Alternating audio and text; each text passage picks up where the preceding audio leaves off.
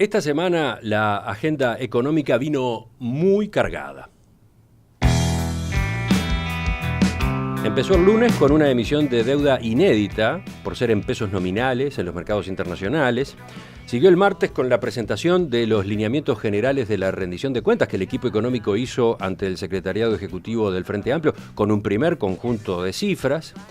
Continuó el miércoles con los mismos lineamientos, pero divulgados ante la bancada del oficialismo y con otro grupo de números, o al menos los del día anterior ajustados, corregidos, y culminó ayer, jueves, con el dato del Producto Bruto Interno del primer trimestre, que marcó un crecimiento de 4,3% en términos interanuales y de 1,5% en relación al último trimestre de 2016.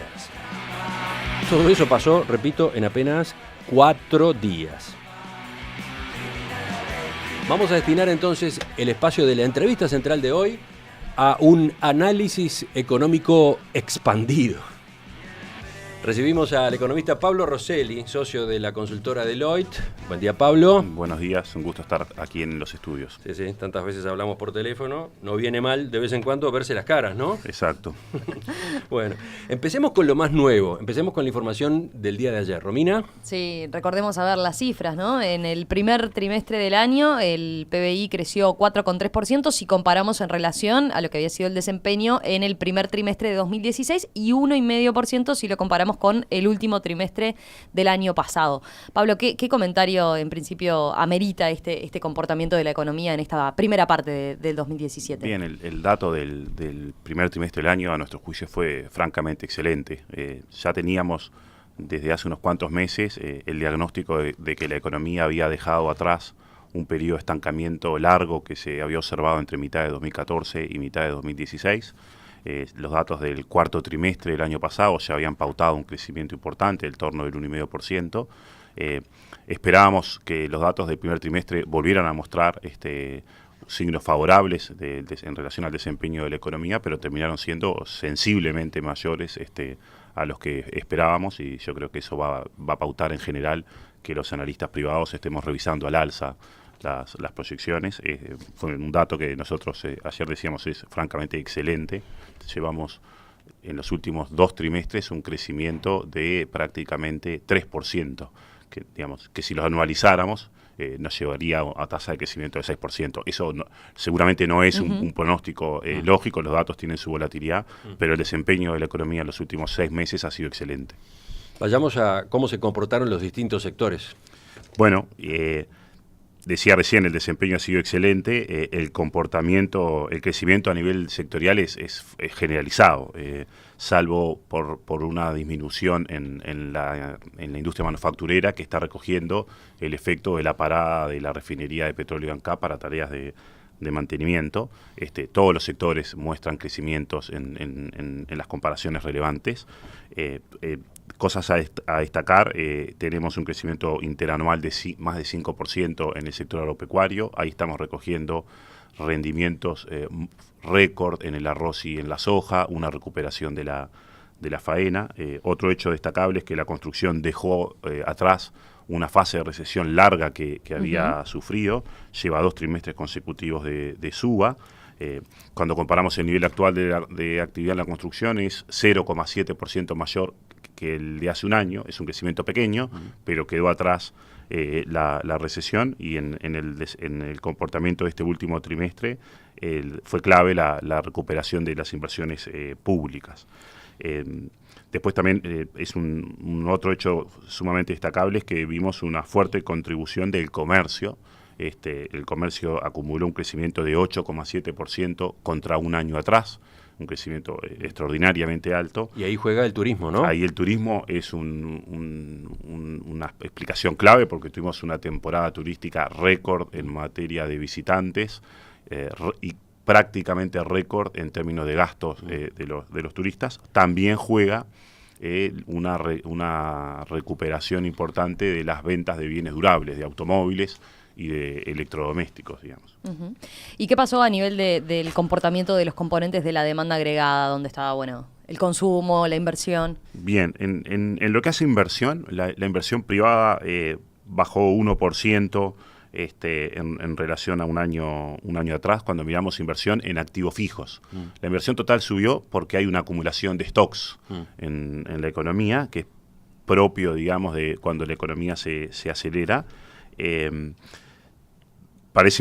Digamos, como otros hechos importantes, tenemos que en el sector externo de la economía tuvimos un aumento fuerte de las exportaciones en términos reales de bienes y servicios, subieron 4,9% respecto a un año atrás. Eso recoge esencialmente lo que decíamos recién del turismo.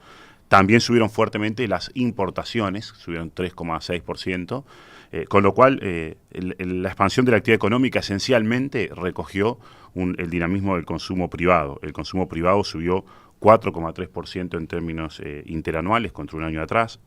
Esperábamos un crecimiento importante del consumo, pero terminó siendo mayor de lo que teníamos proyectado, y eso recoge dos hechos que están interrelacionados entre sí, que son una recuperación de la confianza de los consumidores. El índice de equipos y la Universidad Católica muestra que los consumidores han retornado, digamos, a una zona de moderado optimismo, y el aumento del salario real. Como la inflación bajó rápidamente en el último año, el salario real está subiendo a razón de 3% anual, y ese es un elemento clave también para esa reactivación del consumo, para esa reactivación del comercio. ¿Y el marco regional, el marco internacional, cómo están jugando? Te lo pregunto porque el ministro Danilo Astori esta semana en su presentación pública señaló que la región está complicada. Destacó eso, ¿no? Sin dudas, en la región estamos viendo dificultades. De todas maneras, allí tenemos una diferencia como de apreciación con lo que señalaba el ministro, porque la perspectiva y el desempeño de las economías de Argentina y Brasil hoy por hoy está siendo sensiblemente mejor que lo que teníamos en los últimos 2 años. El PBI está creciendo. Es verdad, como lo ilustró la presentación del ministro, que las proyecciones de crecimiento para Argentina y Brasil se están revisando sistemáticamente a la baja. Sí, él lo que mostraba en el gráfico era eso, ¿no? Apuntaba a las expectativas de crecimiento y mostraba cómo desde septiembre más o menos hasta ahora se han ido reduciendo. De todas formas, claro, el desempeño en realidad está siendo mucho mejor que el que se veía hace 2 años. Estas perspectivas de crecimiento revisadas a la baja, igual si se cumplieran esas proyecciones, igual marcan un mejor panorama para Argentina y Brasil. Un elemento, digamos, Brasil está saliendo finalmente de una de las recesiones más profundas que tuvo durante los últimos 100 años. Argentina está saliendo de una recesión más moderada, pero recesión al fin.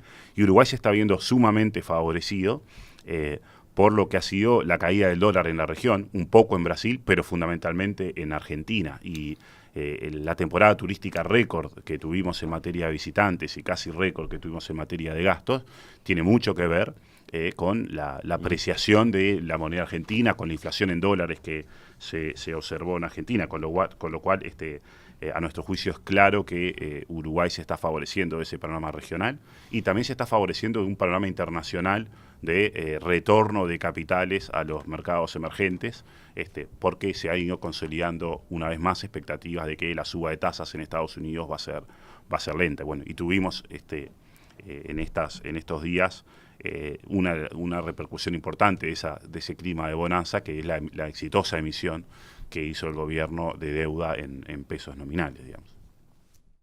Seguimos con el economista Pablo Rosselli, socio de Deloitte. Estamos mirando los números que se conocieron ayer de evolución del PBI en el primer trimestre y las conclusiones que se pueden sacar.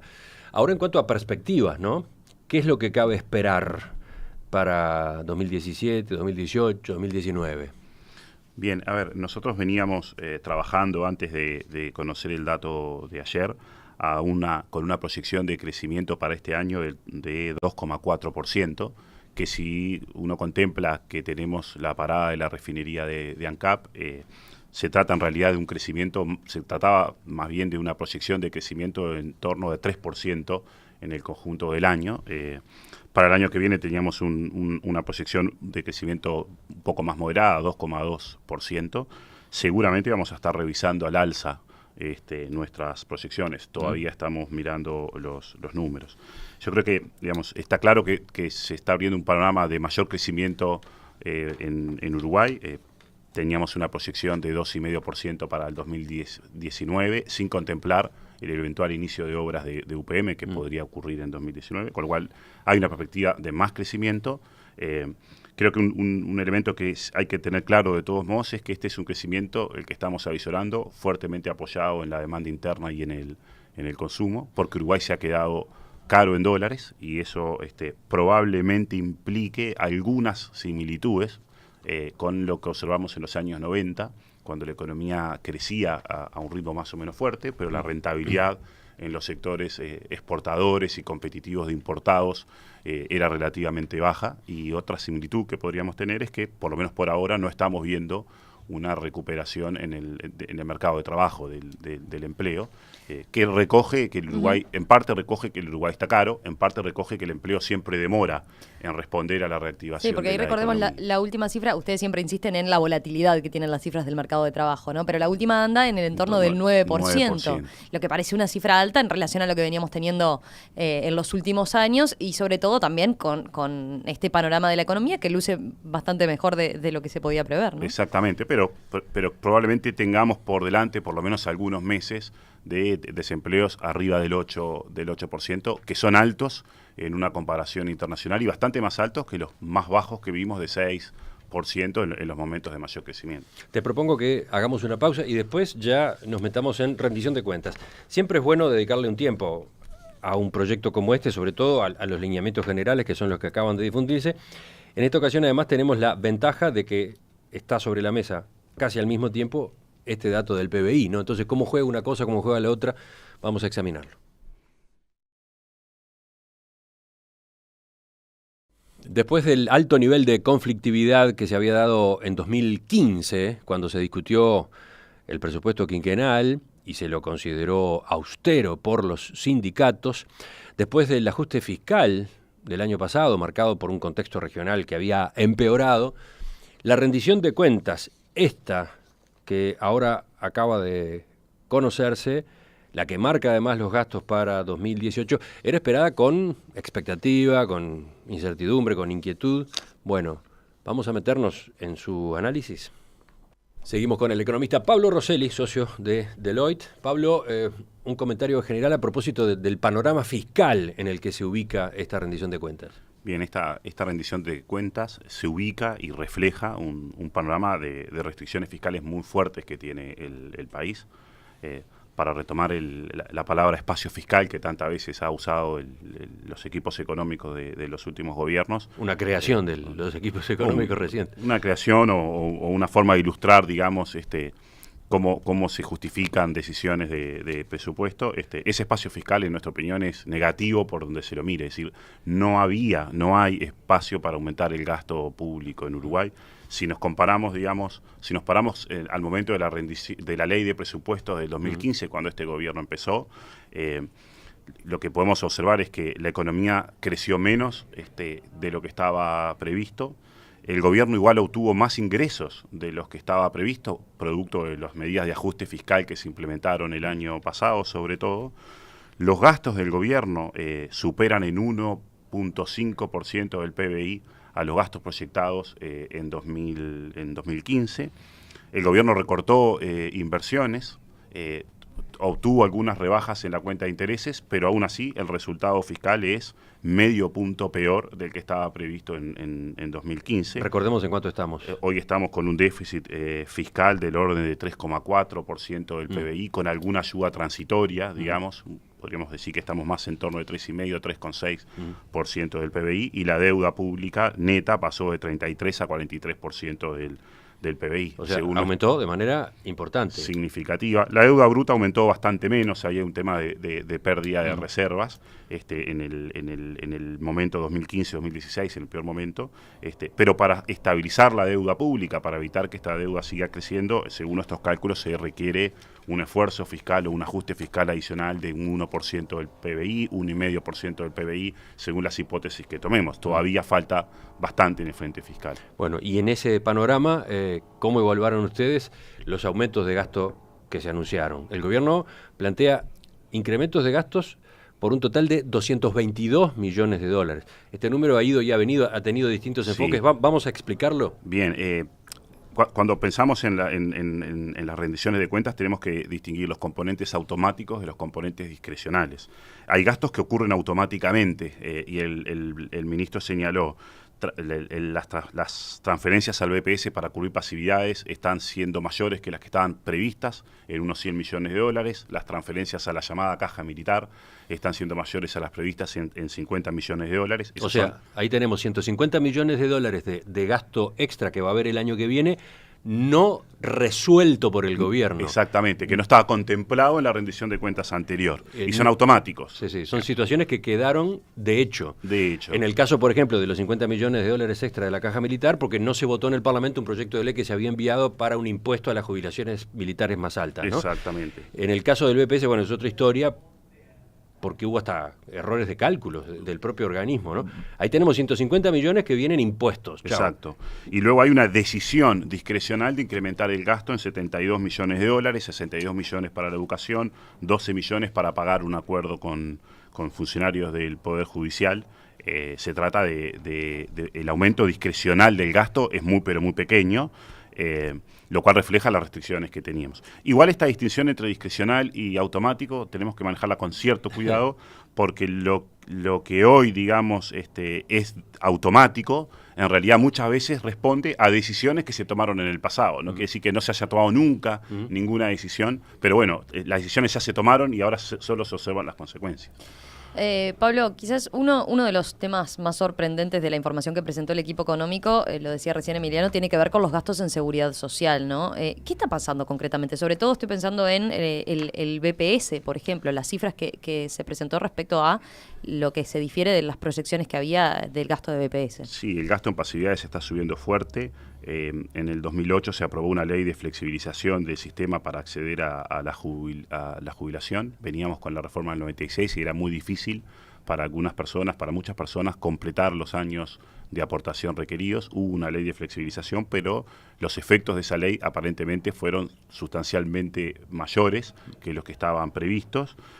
Tenemos que la cantidad de jubilaciones por año pasó de 15.000 a 30.000, es decir, se duplicó la cantidad de personas que se jubilan cada año. Las jubilaciones por invalidez pasaron de 1.500 al año en 2008 a más de 6.000 ahora. Ahí parecería que hay alguna anomalía. Es muy poco razonable pensar que el 20% de las personas que se jubilan cada año lo hagan por una razón de invalidez, digamos. Parece un número francamente llamativo. A su vez las pasividades suben porque aumenta el salario real y eso está teniendo impactos significativos en el sistema. Pensemos que en el año antes de la reforma del 96 el país gastaba como 12% del PBI en pasividades. Ese número bajó hasta 8,3% del PBI en el 2008 y del 2008 para acá, producto de todas estas cosas que decíamos, subió nuevamente a 9,7% del PBI. Y el gasto en términos reales de las pasividades se duplicó entre el 2008 y el 2017. Y por otro lado tenemos la caja militar, donde estamos... Ahora, lo curioso es que el propio equipo económico destaca con respecto al BPS que este aumento del gasto que se instaló sorprendió, es mayor que lo que el propio organismo había avisado, ¿no? Ahí hay como una advertencia, como un rezongo incluido, ¿no? Probablemente, no está escrito el rezongo, pero por lo menos el ministro marcó que la discrepancia entre las dos cifras era bastante significativa, ¿no? Pero vayamos al otro, a la caja militar, el servicio de retiros y pensiones de las Fuerzas Armadas. Exactamente, ahí tenemos, digamos, que la asistencia a la llamada caja militar o al servicio prácticamente se duplicó en términos reales en 5 años, va a llegar a 550 millones de dólares, es casi un punto del PBI, un poquito menos de un punto del PBI. Estas tendencias en seguridad social, a nuestro juicio, son francamente preocupantes, requieren medidas de ajuste. Por un lado, el gobierno está planteando una reforma de la caja militar, que a nuestro juicio es inevitable. La realidad es que el proyecto que está entrando en el Parlamento es bastante menos de lo que pretendía el equipo económico, porque el proyecto va a tener, como está planteado, va a tener efectos de un modo sumamente lento. También es preocupante lo que pasa a nivel de las pasividades en el BPS. Estamos hablando de transferencias Uruguay gasta mucho en cualquier comparación internacional en seguridad social, y la verdad es que el dinero que se gasta en esas transferencias es dinero que no se gasta en la provisión de los servicios públicos, no se gasta en educación, no se gasta en seguridad. Ahí Uruguay tiene un tema para abordar, sin dudas. Vayamos ahora a la otra parte del gasto, el gasto que se resuelve aumentar ahora, ¿no? 62 millones de dólares. En educación, concretamente, 62 millones. Sí. Vayamos a este rubro. ¿Cuánto significa en el total del gasto educativo? ¿Cuán significativo es lo que aumenta el gasto de la educación? A ver, es un aumento muy pequeño. Pensemos que el ministro Astori dijo que el próximo año estaremos llegando a un gasto en educación de 5% del PBI. 5% del PBI representa más o menos 3.000 millones de dólares. Un aumento de 60 millones de dólares implica incrementar el presupuesto de la educación en un 2% en términos reales. Es un aumento pequeño. Un 2% de incremento. Un 2% de incremento. A nuestro juicio es evidente que con las restricciones fiscales que el país tiene por delante, parece casi imposible que el Uruguay llegue al objetivo que tiene el gobierno de un gasto en educación de 6 puntos del PBI, algo que en nuestra opinión era previsible ya desde hace varios años, desde antes de que comenzara esta administración, con lo cual también debería estar claro que el desafío del sistema educativo es lograr un funcionamiento mejor, más o menos con el presupuesto que tiene la educación hoy. El desafío está en mejorar la calidad de ese gasto, y ese es un área donde no ha habido avances sustantivos. Probablemente va a ser tarea del próximo gobierno. Aclaremos que, como destacó el ministro, el presupuesto de la educación no aumenta solo estos 62 millones que se disponen en la rendición de cuentas. Hay aparte otro rubro, 46 millones, que viene de la rendición de cuentas anterior, ¿no? Exactamente, sí. Es por eso que con la suma de las dos cosas, 62 más 46, es que el presupuesto total llegaría cerca del 5% del PBI. Y el aumento de recursos disponibles va a ser del orden del 3,5% aproximadamente. Bueno, y por el lado de los gastos que resuelve el gobierno aumentar, también están esos 10 millones que tienen que ver con deudas que se tiene con funcionarios judiciales, ¿no? Que es una decisión discrecional pero inevitable, porque hay un acuerdo que honrar después de un fallo judicial que también hay que honrar. No es toda la deuda, es una cuota. Un tramo de esa deuda. Pablo, hemos estado hasta ahora examinando gastos o aumentos de gastos en estos lineamientos generales de la próxima rendición de cuentas. Corresponde que pasemos a los impuestos. Sí. Pero antes, sacar la cuenta. ¿Por qué es necesario tomar medidas tributarias según el gobierno? Bien, de alguna manera el gobierno plantea ¿qué tengo de nuevo en materia de gastos en esta rendición de cuentas? Que vamos a tener 222 millones de gastos que no teníamos contemplados debidamente en la rendición anterior. Algunos automáticos que ya comentamos, mayores gastos en seguridad social, y otros discrecionales, estos 72 millones que teníamos. Esos 150 millones en seguridad social más los 72 da 222 millones. ¿Cómo cubrir ese aumento de 222 millones? Una parte, 100 millones, el ministro señaló que vendrían el hecho de que la economía va a crecer más y genera 100 millones. Los otros 112 millones, el planteo del equipo económico... No, 110, ¿no? 110 millones. 110 millones. 110, porque son 200 de aumento de recaudación, pero hay que restarles 90 de transferencias del Banco República a rentas generales que no pueden ya concretarse. Que no podrán concretarse. Entonces son 110 millones y 112 millones adicionales para cerrar los 222 millones. Se necesitan 112 millones. Exacto. Y es ahí que aparece la variable impuestos. Exactamente, y eso implica un incremento de impuestos a los juegos de azar, que a partir de ahora van a estar grabados con el impuesto a la renta empresarial para lo que es la banca de loterías y quinielas, y con el IRPF que deberán pagar quienes resulten ganadores de las apuestas, digamos. Y por otro lado se dispone un aumento de la llamada tasa consular. Veamos las dos variantes. La de los juegos de azar, ¿cómo lo ves? Hay pocos argumentos para pensar que una actividad empresarial como la de levantar apuestas no deba pagar el impuesto a la renta empresarial que pagan todas las empresas, con lo cual eso parece razonable. Y también parece razonable que los premios estén grabados por el impuesto a las rentas de personas físicas como rentas de capital. En definitiva, cualquier ahorro que genera rentas paga el impuesto. No parece mal que también ocurra eso con con el resultado de una inversión ultra especulativa, que es una apuesta, pero que no deja de ser una inversión, entre comillas, digamos. Está bien. Y en el caso de la tasa consular, ¿cómo lo viste? Porque el ministro fue muy enfático en que era una mala señal, ¿no? A ver, perdón, en que no era... No era preferida, digamos, no era lo que hubiera querido hacer. No era lo que hubiera querido hacer, pero que de todas formas restó importancia a lo significativo que era este incremento, ¿no?, de la tasa consular. Recordemos que la tasa consular se cobra a las importaciones, ¿no? Exactamente. Y acá lo que se está disponiendo es un incremento de 3 puntos porcentuales en el caso de importaciones extra Mercosur y un incremento de 1 punto porcentual en las importaciones de países Mercosur. Era de 2 la tasa, entonces pasa se a le sube 3 3 o se le a sube 5. 1 según el origen de los productos. Sí, a ver, es difícil estar en los pies de un ministro de Economía, siempre es más fácil ser analista. Está claro la justificación que hace el equipo económico de esta decisión, que es que el equipo económico señalizó cada incremento de gastos que no estaba previsto en la rendición anterior, automático discrecional, tiene que tener un financiamiento, ese es el principio rector.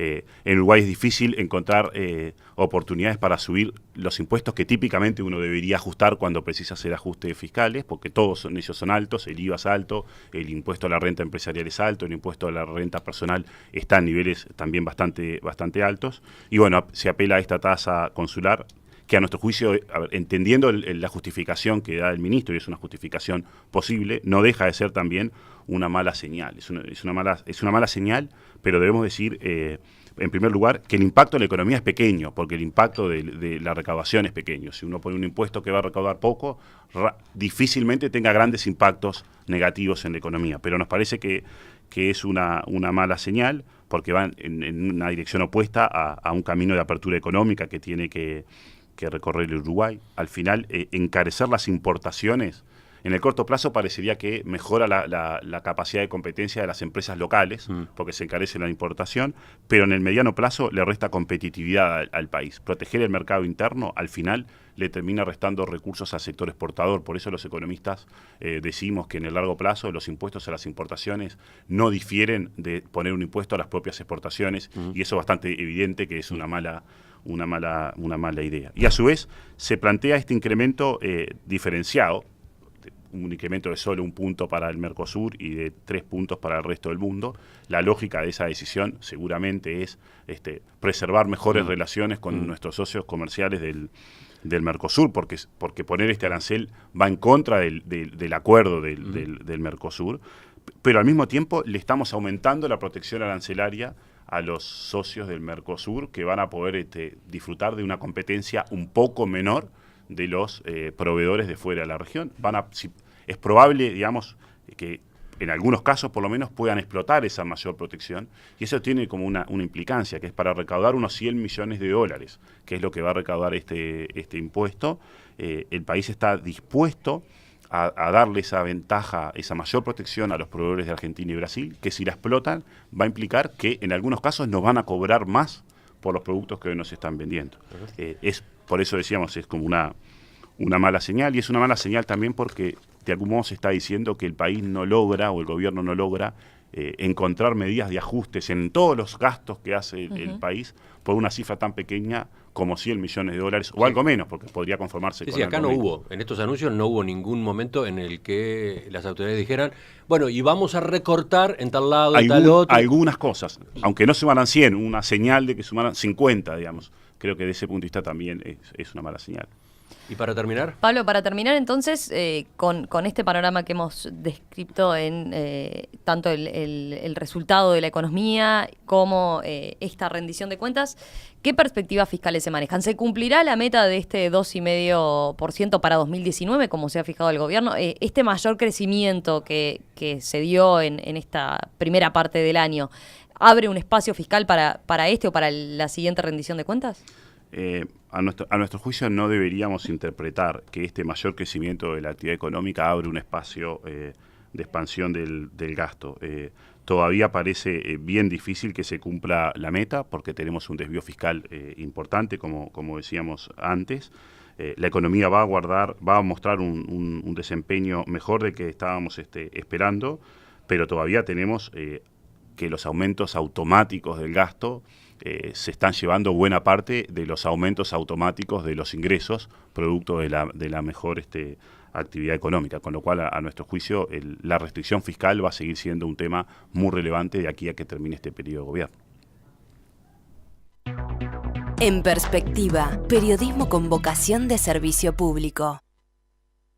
Un minuto queda, Pablo. ¿Alguna consideración extra, sobre todo en este plano de mirar hacia adelante? Bueno, yo creo que como decíamos recién, la economía uruguaya dejó atrás un periodo de estancamiento largo de 2 años que terminó a mitad del año pasado. La economía está creciendo a un ritmo fuerte. También es importante que el gobierno ha logrado bajar sustancialmente la inflación. Yo creo que el gobierno hoy por hoy, con este buen desempeño de la economía, tiene la chance de terminar este periodo de gobierno con la inflación dentro del rango meta. Hay algunos desafíos. El frente fiscal, decíamos recién, es un desafío. Creo que hay otro desafío importante, que es la próxima ronda de negociaciones salariales, que va a empezar en 2018. Es clave que esa ronda de negociación salarial permita una nueva moderación de los salarios en términos nominales, y el país arrastra como 3 factores de debilidad: una situación fiscal todavía frágil, una situación de atraso cambiario importante que deja con poca rentabilidad a los sectores que compiten en los mercados internacionales, y un mercado de trabajo que todavía no muestra señales de recuperación, y hay un doble desafío: que mejore el nivel de empleo y que aumente significativamente la productividad. Pero tenemos un contexto claramente mejor que el que teníamos previsto un año atrás. Hemos estado charlando con Pablo, el economista Pablo Rosselli de Deloitte. Gracias, Pablo. Hasta la próxima. Hasta la próxima, un gusto.